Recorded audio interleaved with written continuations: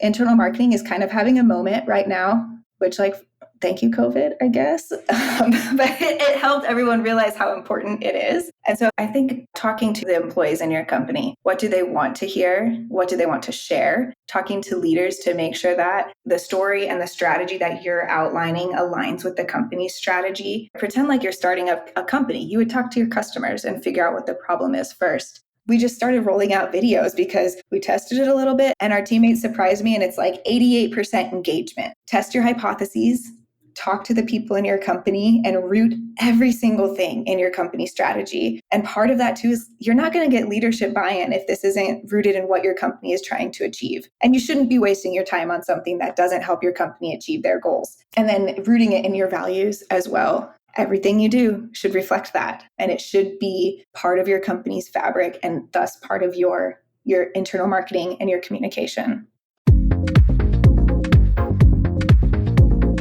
Welcome to the Internal Marketing Podcast, the unique podcast series where we flip the marketing conversation from external to internal, exploring all the ways that you can build the brand and drive growth by engaging and empowering company employees to become powerful advocates of the brand. I'm your host, Kerry-Ann Stimson, and I'm very happy to be bringing you this episode where we'll be digging into another great internal marketing case story with my featured guest, Haleigh Brouilette. And Haleigh will be sharing how Hudl is winning at internal marketing to its employees. But before we get started, if you're looking for more practical resources and powerful perspectives about leveraging the power of internal marketing, then the Happy Monday Club is the newsletter for you. Every Monday, the team over at Workshop puts together an inspiring and uplifting list of articles from some of the world's best workplaces, along with their latest internal communication templates and the occasional giveaway or surprise.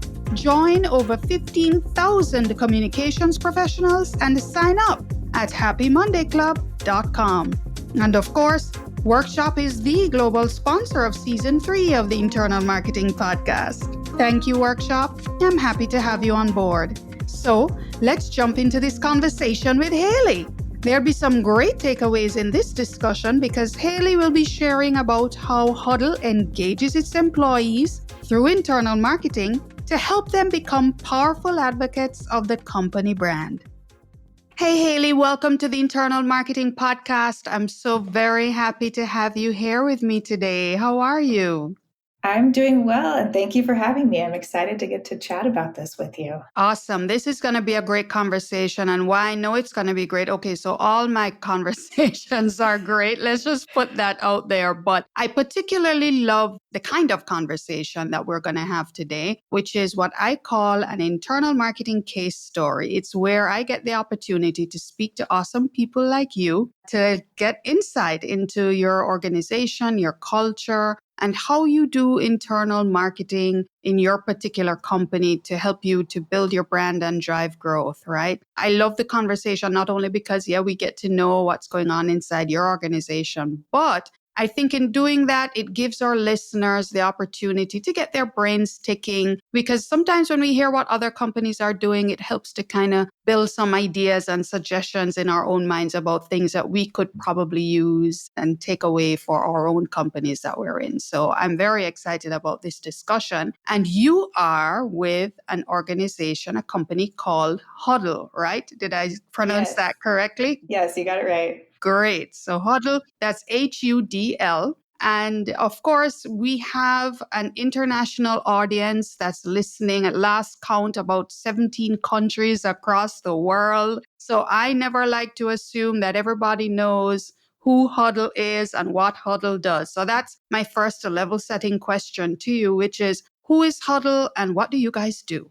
Yes. So we are a software company and we provide tools for sports teams. And those tools help the teams view, share, analyze, kind of do whatever they need to with their video and data. And we work with teams from early athletes. So these are your kids, the first time that they're playing volleyball or basketball or football, all the way up through our professional teams, any of the big names that you might know if you're a sports fan. And we are an international company. So we have employees based in I think it's 18 different countries now. We have customers across 41 different sports, touching every continent outside of, I don't think we have anyone in Antarctica. Maybe someday we will. So it's awesome to be part of such a global company and getting to work in a really interesting industry, just doing cool stuff. And it's tools that our customers really appreciate. So the kind of like TLDR version is we're a software company and we provide tools for sports teams. Well, that's a niche if I ever heard one. I mean, super, super specific, which is great, right? Because you Yeah. obviously have a very unique client base. You're serving sports teams across the world. Anybody listening in Antarctica, call Hudl. But really, really wonderful. And I mean, you spoke about the fact that you have awesome customers across the world. If I were to interview any of your customers right now and ask them, what do they love about Hudl? What's great about what it is, the software that you provide, the services that you offer? What would they say?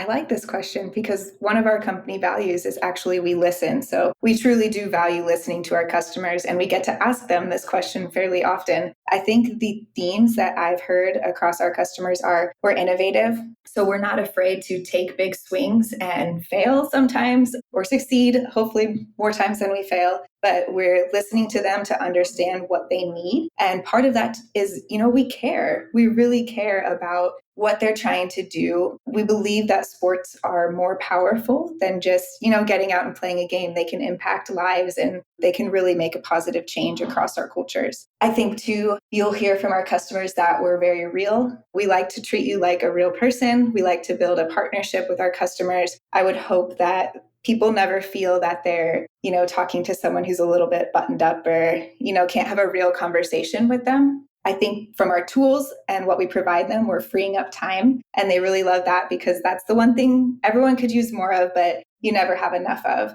And we're, especially at the higher levels, we're helping them to also improve in their own roles. So when I say partnering with our customers, we're helping to train them not only how to use our tools, but how can that help you be better at your role and maybe open up opportunities for you to kind of advance to the next level in whatever your career may be.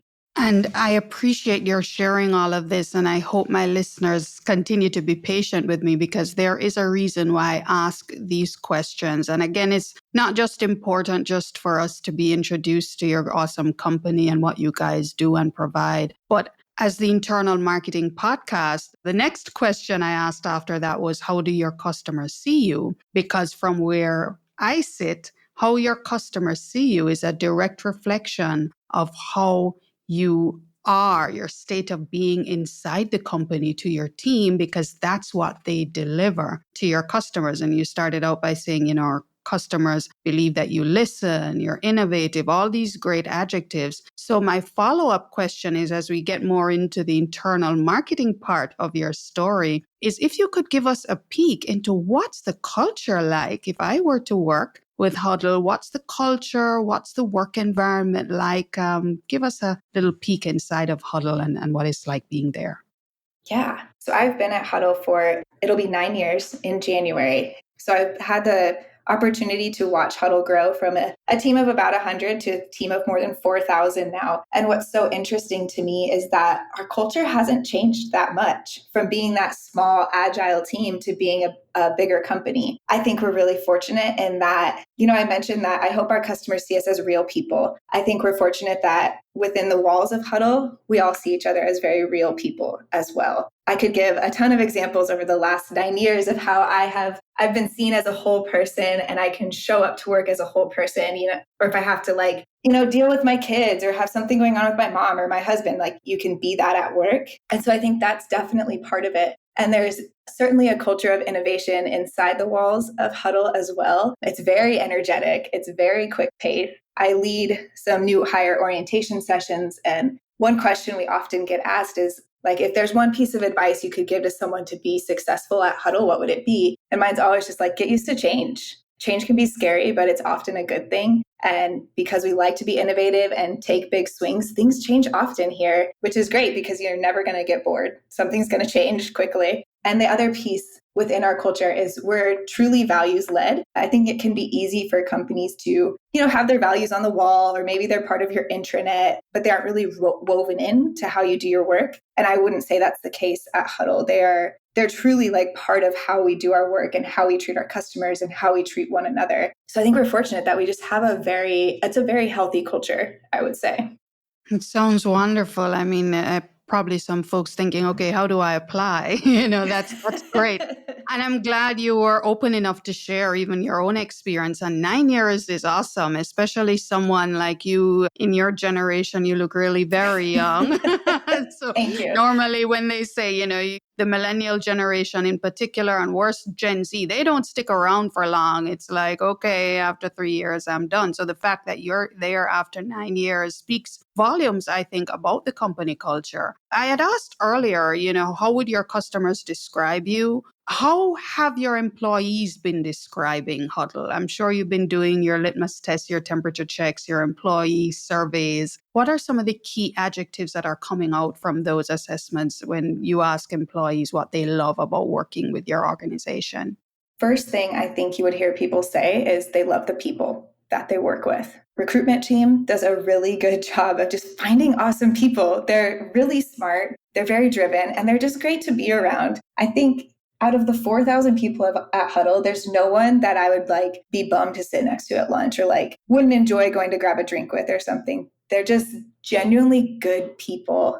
And they're people that, I enjoy spending the 40 or 50 hours a week alongside. I think another big part I mentioned earlier too is the flexibility. We learned through COVID, as an industry, everyone kind of learned the lesson of there's a lot going on outside of the walls of work, and we need to be flexible, and you need to treat people like the mature adults that they are. And Hudl has really leaned into that, allowed you to work from home if you need to pick up your kids from daycare because they had a COVID exposure or whatever it might be. We have this flexible environment where as long as you're getting your work done, we don't really care how many hours you're spending here. If you're doing good stuff. I think the other piece, why people like working at Hudl, we have a fun industry. We're selling to sports teams and you're selling stuff that your customers really like. So that's just kind of a fun perk as well.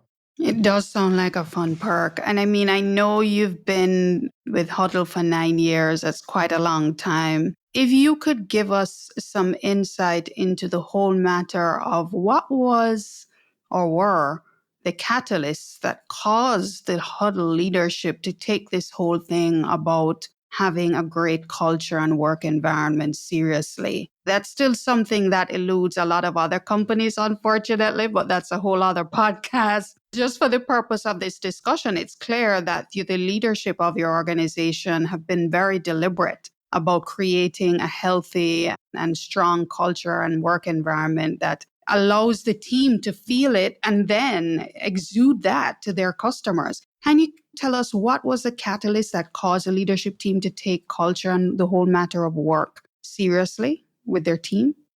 I can't think of a specific moment that caused it. For as long as I've been at Hudl, it's just been a part of our DNA. We're fortunate that our 3 founders are still part of the company. And these are the values that they hold personally. And so it's easy to see them exuded from them and kind of trickle out into the rest of the company. And they're very deliberate about speaking to them and calling people out when they're not living our values, highlighting when people are showcasing our values. And I think we also have a very involved board.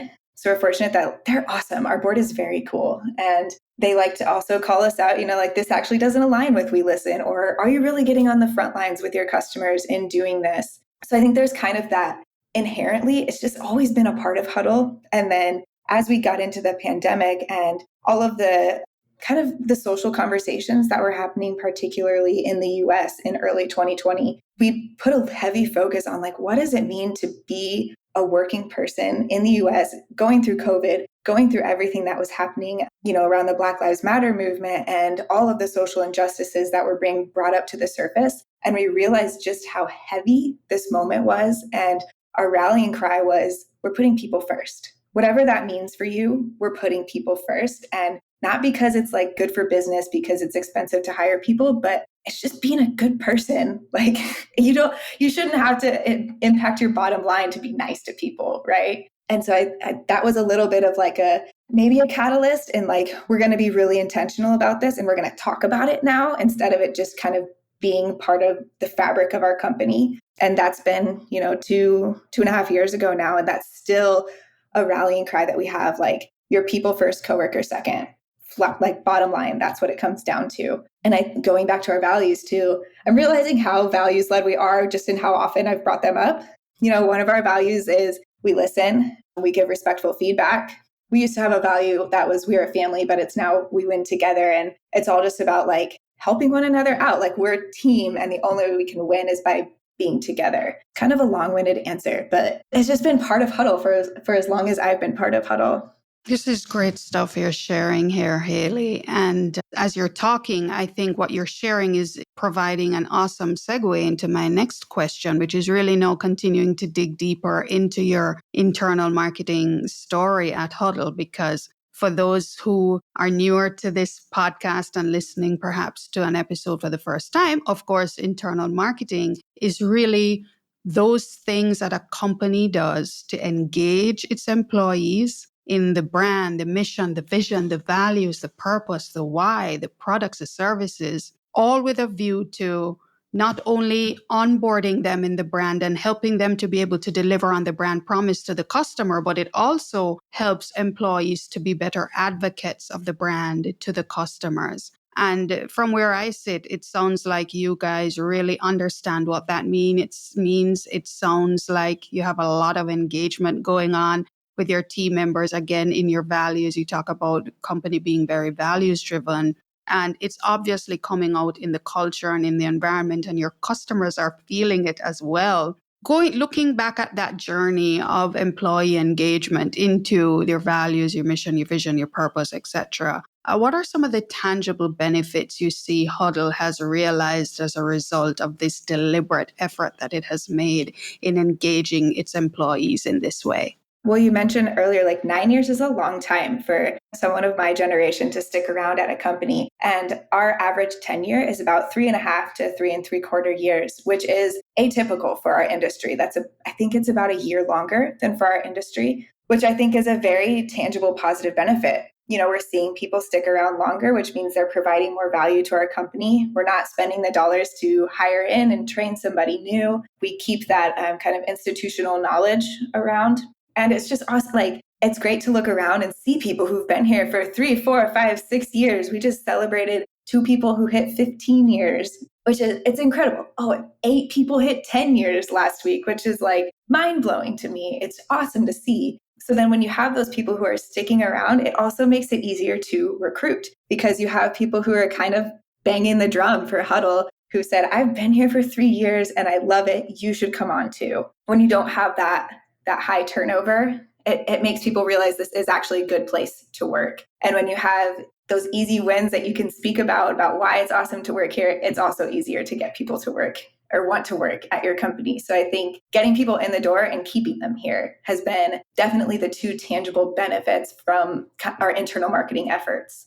Haleigh, thank you so much for that, because what it's sounding like is that Hudl has been able to generate another awesome spin-off of great internal marketing, which is a strong employer brand. You have developed a wonderful reputation of being a great place to work, an awesome company to work for, and you're attracting and able to attract great people, great talent to that. I'm sure it makes your recruiting process much, much easier. A sidebar question though, Haleigh. The folks who tend to listen most to this podcast tend to be in the field of marketing and internal comms, corporate comms, communications generally. And I'm sure, yes, based on your job title, you have a strong internal comms focus there or function there at Hudl. How do you see internal comms supporting the whole matter of internal marketing generally? And how does that kind of sync together? I'd love to get a peek into that. Yeah. Our internal communications team sits on a broader strategic communications team. So that team is our brand marketing team. So they're the people who are thinking very intentionally about who is Hudl to the outside world. And then we have our external communications team. They're writing the blogs, they're doing customer features, making sure that we're selling Hudl in the right way. And then there's my team, who's the internal comms team. Our customers are other employees. So we're in each other's business a lot, making sure that we're using a similar voice. We're telling the same story. I like to think that, we're all sisters. We're not twins, but like we're sisters. We got the same goals. We kind of got the same background. And I think we support each other in that. Our ultimate goal is to build up Hudl strategy, right? We're just going about it in different ways. Being able to be in each other's business and make sure that we're all marching like in lockstep with one another has been really beneficial for us. And that change was just in the last like 2 months. And so I've seen some good benefits from it already. That's awesome. And I mean, I love the fact that you have highlighted that there are clearly strong synergies between how the brand shows up externally and how it's showing up internally. And as you said, everybody has their respective roles. You have the external brand marketing, external comms, internal comms. But ultimately, you're all part of the same team, the same strategic focus, obviously. Your audiences would differ. You're focusing on the employees internally, external brand and external comms are focusing on the customer. But once you're singing from the same hymn sheet, as it were, then it's going to work. And how the brand shows up is going to be the same and consistent inside as it is outside. I'd love to get a peek into also some of the activities that you guys do when you engage your employees in the brand, the mission, the vision. I mean, practically, what are some of those things? I mean, I can imagine they're probably super exciting given what you've shared about your culture already, but that's where the rubber hits the road with some awesome ideas of how companies can engage their employees. And I'd love to hear yours. Yeah, we have our rolling thunder. So our things that are the heartbeat of our company and our employees can come to expect. Our corporate newsletter, which goes out every Monday, and that has stories highlighting our employees each week. So some good stories that come from customer support. At the top of the newsletter, we always just do a fun fact about an employee, and then we share who that employee is by the bottom of the newsletter, which, pro tip, it gets people to scroll your whole newsletter that way.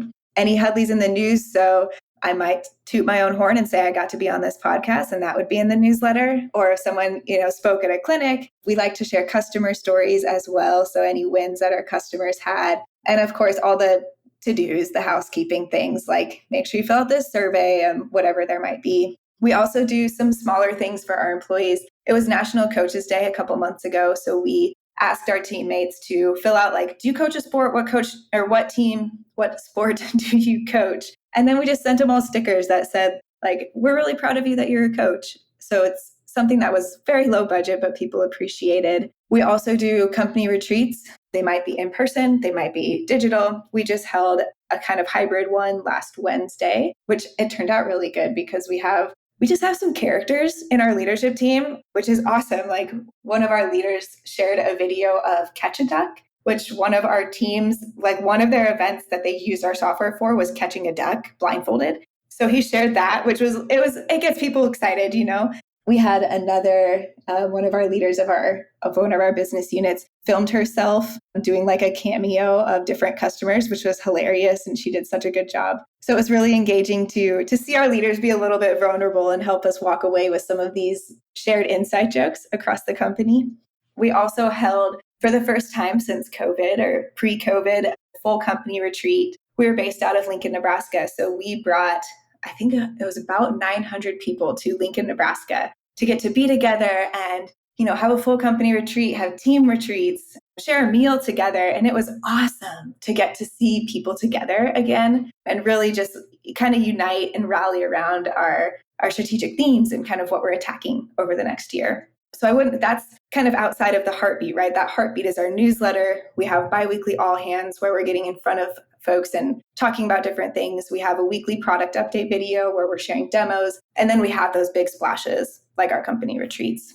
I know folks have their pens and papers out kind of taking these awesome ideas. I mean, it's just wonderful. I mean, I'm all here for the 900 people getting together in Nebraska post, oh my God, that pandemic. I mean, who would have thunk that we would have lived to see something like that in our lifetime? But the opportunity to see, to me, there's nothing like seeing somebody in person. I'm sorry. Yeah, we love Zoom and Teams and all these wonderful platforms that allow us to connect across borders and states and cities with the click of a button. But the reality is there's nothing like being in person. That interaction is so powerful. And it sounds like you guys have really been doing a lot of great things across the board. I'm sure things aren't perfect, right? Especially when you talk about all the different activities that you do as part of your internal engagement, marketing to your employees, guarding your brand, your mission, vision, purpose, values. Thinking back, is there anything or are there any activities or things you would have done differently? Right? Lessons learned, because we like the cheat sheet, right? So we're listening to Hudl's story and we're like, yeah, these are great ideas. But the cheat sheet part of it too is, what are some of the things that we need to look out for based on lessons that you would have learned and things you would have done differently in your journey as a company? Yeah, my story so far has been like everything at Hudl is rainbows and butterflies, which it certainly isn't, just like any company. The first one that comes to mind is I wish that I would have started being intentional about doing user interviews earlier. I mentioned that one of our company values is we listen, which means our product team is talking to our customers, people who pay us money regularly. We're talking like daily, weekly. They're talking to our customers. And I took way too long to translate that to, what does that mean for me as my role when my customers are internal? It took me too many years to figure out, I just need to sit down with people and understand what's your world like, because I know Haleigh's world, who works in internal communications at our HQ, has been here for forever. I don't know what it's like to be a new teammate based in Barcelona who English might be their second language. I need to understand their world too and make sure I'm serving them. I think in the same vein, going global was a big learning curve for us. I mentioned we're headquartered in Lincoln, Nebraska. One of our earlier acquisitions was a team based out of Sydney, Australia, which is okay, they speak English. This is going to be easy.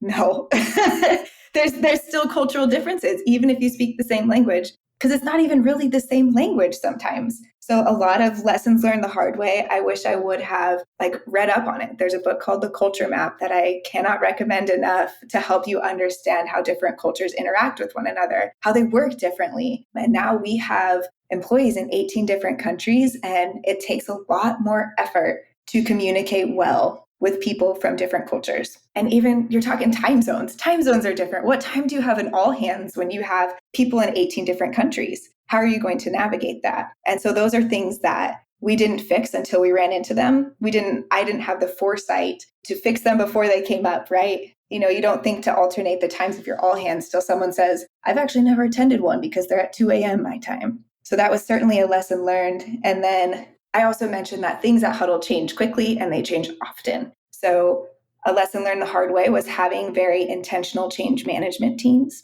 In our earlier years, it was this is changing. Here's kind of the hodgepodge group that's making it happen and letting our teammates know about it. And it'd go well. But then as we've matured, we've learned we need to be really intentional about this because it has more impact than you could ever anticipate, right? You're never going to get people in a room and, bullet point out every single thing that a change is going to impact. So we're much better now about talking about these changes earlier, getting the right people in the room, trying to, be a little more gracious and a little more flexible with our change management. I got that for sure. And the cross-cultural point was also a big point that stood out to me. I myself am the CMO of a financial group that's in the Caribbean, and you'd think, okay, so we're all Caribbean, we're all from the islands, so we're good. But it's very not so at all. I mean, different islands have different cultures, isms and schisms, as we call it, the colloquialism, even though we speak the same language. In fact, one of the countries in the group, the Dominican Republic, they're Spanish. So, just communicating with them, unless either they're fluent in English or you're fluent in Spanish, even just the ethnic diversity issue of how those countries look, their people, their culture, their music, it's really something to be mindful of. So I appreciate that. I'd love to get just a little sidebar question because, of course, confession, we would have been introduced via Workshop, who is the global sponsor of season 3 of the Internal Marketing Podcast. And they would be providing you with an awesome internal communications platform. And as a global company, I'm sure that must be super valuable. How have you been leveraging technology in how you communicate and engage and market to your employees internally? Yeah, Workshop has been incredible. And, not just saying that because they sponsored this, like I would say that I would pay to say that. They're awesome. We have been partnering with them for a little over a year now, and having their software has allowed us to look at our engagement statistics and say, you know what, that didn't land, or like that one went really well, let's do that again. It also allows us to time things so that we can hit people during their working hours. We're not just sending out emails during Lincoln, Nebraska working hours. We can target them for when those folks are actually online. It's also helped us to understand how folks are reading their emails. Are they looking at them desktop or mobile? So what do we need to optimize for? And then being able to, we call it narrowcasting our messaging really simply because it ties to our HR systems. So we know exactly who is on which team. I don't have to, download a list and let's upload it into my email. I just click that list and we can send them exactly what they need. So, we all get too much email. So if we can be the ones who are only giving you the email that you need and not, kind of spamming you with everything, that's really critical for us. I think outside of email, we use Slack, which has been also very beneficial, especially as we've moved to a more remote or hybrid culture. It's a way to not only get information across, but really help to build culture. We have our Star Wars spoilers channel, you have your dogs and puppies channel, you got your cats of Hudl, like anything you might be interested in, there's definitely a Slack channel for it. And it helps with those kind of water cooler conversations that you would miss out on otherwise. But then you can also get your important information from them as well. I do wish with Slack we could get a little bit more data from it. I think there's a little bit of a blind spot there. And then we have our intranet as well, which could certainly be stronger too, something that we're looking at for 2023, one of our objectives. I would say too, Workshop is just awesome. I will sing their praises any day. So we're based in Lincoln. They're based in Omaha, so they're just neighbors for us. And we're kind of all part of this tech startup community. So we got to know them kind of through that. And now they're actual good friends. I would just message them about life things that are happening because they've been fantastic to work with. And they've taught me quite a bit too. Internal comms, internal marketing is kind of having a moment right now, which thank you, COVID, I guess. But it helped everyone realize how important it is. And so having a company that I can partner with to be how do I use this moment? How do I make sure that I'm doing this right? And they can pull from other companies and kind of create this network of people that I can lean on has been really awesome. I'd love to join the dogs and puppies group. It's once a month they do send a picture of your dog from this month, and it's so good. Oh, I love dogs and puppies. Oh my goodness. I'm particularly struck by two things you would have highlighted is one, of course, the ability to schedule your communication pieces to go out in a time and in a way that suits your different markets, your employees. As you say, you don't want to send something out and it's dropping in the middle of the night in Australia, waking folks up. So I get that point. But I'm also particularly intrigued by the ability to measure, and I think as a marketer and as a communications professional, we are often relegated to the arts and crafts department because we don't necessarily know how or speak enough to numbers and analytics and things that are really presented to the business in a way that says, we know this is working and here are the numbers to prove it. So I think that capability is wonderful. Haleigh, we're coming down to the end of our conversation. And again, I know folks are listening and they're getting tons of nuggets and ideas from what you would have shared. And if there's anyone listening who says, hey, I want to start or maybe refresh how we are marketing to our employees internally. How are we engaging them in the mission, the vision, the values? What would you say are the first steps, that you suggest they take to either get started or take things up a notch? I think talking to your customers, the employees in your company, what do they want to hear? What do they want to share? Talking to leaders to make sure that the story and the strategy that you're outlining aligns with the company's strategy. So you have to start there. Pretend like you're starting a company. You would talk to your customers and figure out what the problem is first. And once you get that baseline, I think building your strategy has to align with the company strategy. Everything we do at Hudl has to point to our mission, our strategic themes, our values. And if it's not, you get kind of the like, what are you doing? And so start there, and everything that you're communicating about, point back to those, like continue reinforcing those so that the people at your company know exactly where you're headed. They can repeat that stuff like without a second thought, and just make sure that you're reaching them where they want to, how they want to be reached. We just started rolling out videos because we tested it a little bit and I was like, I don't think videos are going to work. And our teammates surprised me and it's like 88% engagement. Test your hypotheses. Talk to the people in your company and root every single thing in your company strategy. And part of that too is you're not going to get leadership buy-in if this isn't rooted in what your company is trying to achieve. And you shouldn't be wasting your time on something that doesn't help your company achieve their goals. And then rooting it in your values as well. Everything you do should reflect that. And it should be part of your company's fabric and thus part of your internal marketing and your communication.